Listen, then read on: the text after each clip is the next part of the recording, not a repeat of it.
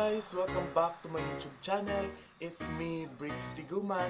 So please don't forget to click the subscribe button at katabi niyang notification bell para ma-update ka whenever I upload a video. So tama itong nabasa niyo sa title ng video natin kasi isi-share ko sa inyo kung paano i-dark mode yung Instagram nyo. And sobrang ganda lang tignan kapag naka-dark mode yung apps natin kasi parang galaxy or night mode ba yan, or sobrang ganda lang tignan.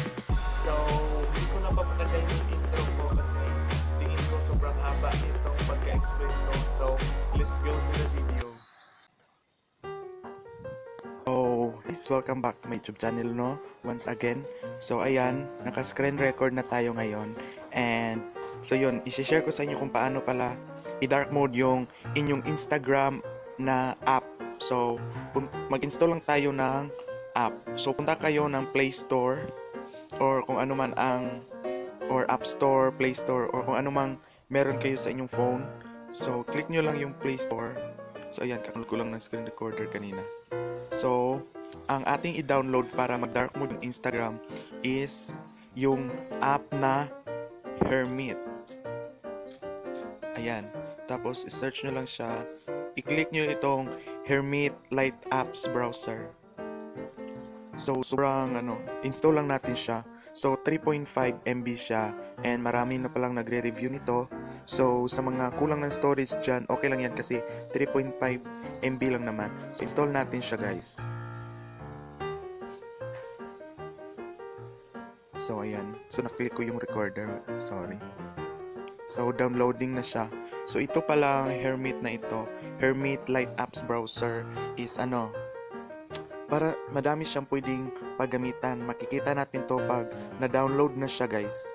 So ito Hermit Light Apps, lalo na sa mga Facebook Lite or Messenger Lite. And ito, para itong pwedeng anong tawag nito, kung sobrang malaki talaga yung mga MB na mga apps na ginagamit nyo like social medias, pwede nyo itong i-download ang Hermit. Tapos mada-download niya yung Instagram, Facebook ng sobrang maliit lang yung MB, guys. And pareha lang ng quality ng yung mga Facebook or social media accounts nyo like Facebook, Twitter, Instagram, or kung ano pa. Pare-pareho lang. And parang lifesaver din ito sa inyong cellphone na kulang na sa storage kasi lightweight lang ito. So ayan, na-install na natin yung Hermit Light App Store. So i-open na natin siya, guys. Click open lang. Tapos ayan. So i-click nyo lang itong arrow na nasa ibaba.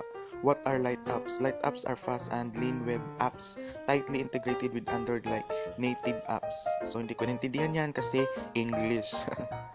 Proceed. Create a light app. Many Android apps drain battery even when you're not using them. With Hermit, you can replace them with light apps instead. So ayun, intindihan ko ito dito na kapag nagamit mo itong Hermit Light Apps is nakakatulong ito na hindi nakukunan yung mga battery mo kasi merong mga apps na kapag hindi ginagamit is nagbabawas ng battery, diba? Or sa cellphone ata yun na defect. So ayan, kapag nagagamit kayo ng app, so umano din yun ng battery, nagbabawas din yun ng battery saver or life saver or battery ng percent ng battery mo, ewan ko. So ayun, next is arrow ulit, tapos meron siyang site. So light apps, Hermit works for any site. Just type the address to create a light app, then customize it or pick ready-made light app from the library. So ayan. Tapos ito,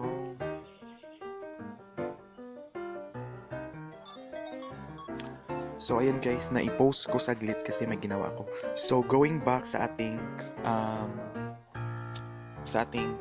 dito.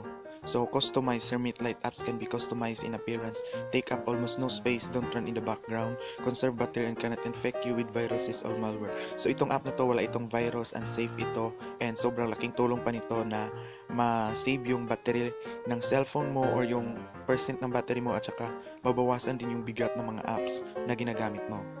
So terms, create your first light app now. By using this app, you agree to the terms and privacy. So ayan, walang tayong basa-basa. So nandito na tayo sa homepage ng Hermit light apps. So meron ditong light apps na nasa lower left corner, tapos sa gitna create, and then sa lower right corner is customize. So i-click natin itong nasa ating harapan na create your first light app now. I-click nyo lang ito guys. Ayan, i-click nyo lang yan. Tapos naglo-loading na siya. So antayin lang natin siya na mag-loading. So ayan. It takes, ayan. Recommend light apps to other libraries. Ayan. Or product. Pwede din kayong mag-search dito sa ibaba na search for your favorite free light app. So pwede kayong mag-search ng Facebook Lite, ganun. So ayan, nag-loading na talaga siya. And nakikita nyo sa screen is merong Facebook, Google, Messenger, Reddit, Twitter, BBC, Instagram, New York Times, World, Washington, and marami pa yung iba guys. So social media, ayan. Madaming apps, OkCupid, ano ba yan, CNN, BBC. So, ayan. Madami itong apps guys na kung anong gusto mong i-dark mode. So, ayan.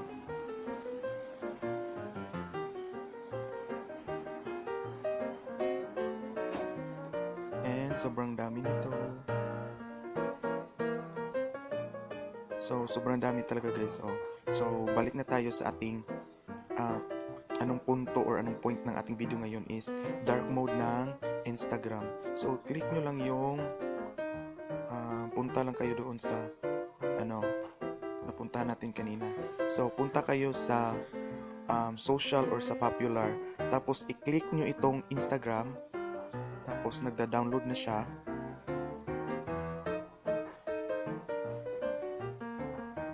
So, pag na-download niya siya, add to home screen, touch and hold to place manually. Or pwede nyo i-click itong add automatically. So, ayan. I-click lang natin siya, automatic na yan nasa home page natin. So, mag-home tayo. Ayan. Tapos, ito na siya. Meron na siyang Instagram na merong hermit na logo. So, i-click natin itong Instagram. So, bali, dalawa yung Instagram ko dito, di ba? So, yung totoong Instagram, Messenger, yung editor ko sa pag-YouTube, tapos itong Instagram na merong hermit. So, i-click natin itong Instagram na merong hermit. So, ayan. So, ayan na siya. So, quick setting, swipe for the right edge of the screen. Okay. So, ayan. So, nasa Instagram na tayo. So, i-follow nyo pala ako sa aking Instagram account kung gusto nyo na lang naman. So, ano ba? Login. Mag-login tayo guys. Continue with So, ano pala, connected pala ako sa aking Facebook. So, I will click continue with Facebook. Pero kung gusto nyo mag-sign in through your email or ano, so, pwede na rin. So, ipopost ko muna kasi baka malaman nyo yung account ko sa Facebook. So, ayan guys, na-login ko na yung aking account. So, hintayin na lang natin mag-load ito. Ayan, loading na siya.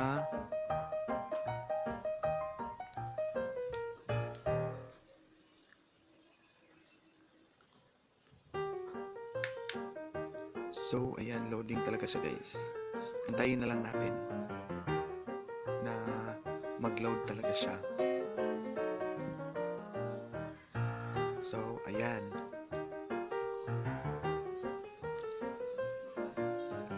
So, ayan. So, ito na yung aking timeline sa Instagram. So, ayan, merong akong finalo si Kuya Janjip yan. So, para i-dark mode, so, mag-swipe lang kayo dito sa my right side, pag ganyan. Pag ganyan, no? Tapos, makikita mo itong settings na merong customization. Tapos, dito sa customization, merong share, copy URL, open in browser, scriptlets, bookmark, find in page, print, read time, unknown, reader, block ads malware. So, naka-on yung block ads malware para walang ads na mag-pop up. So, pwede rin kayo mag-desktop mode, frameless, full screen, and ito na siya guys. I-click nyo itong dark mode dito. So, ayan.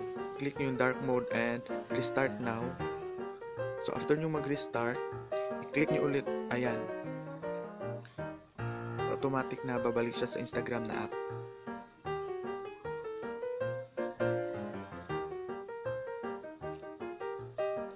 Tapos, ayan na siya. Loading pa. And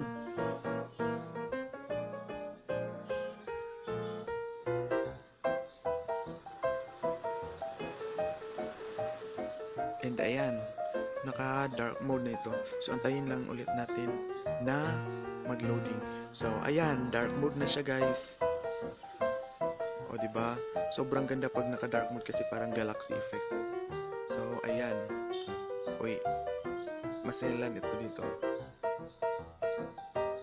So ayan, ito yung mga fina-follow ko, mga kaibigan ko lang din yan. So ayan. So, yun lang guys. Sobrang dali lang, di ba? So, thank you so much for watching. Please don't forget to click the subscribe button at yung katabi niyang notification bell para ma-update ka whenever I upload a video. And i-follow niyo rin ako sa aking mga social media accounts down in the description box. So, thank you so much for watching. So, ayan lang. Sobrang dali lang. So, comment kayo kung ano pang video na gusto niyo ipagawa sa akin and gagawin ko. So, yan.